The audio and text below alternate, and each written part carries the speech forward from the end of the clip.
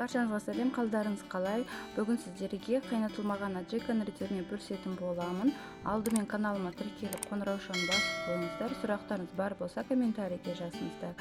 Барлық азық-түлік мөлшері сипаттамасында жазылған. Бұл рецепт бойынша бізге қызанақтар, сарымсақ, 6% алма сірке суы, қант, тұз, қызыл бұрыш және ащы бұрыш.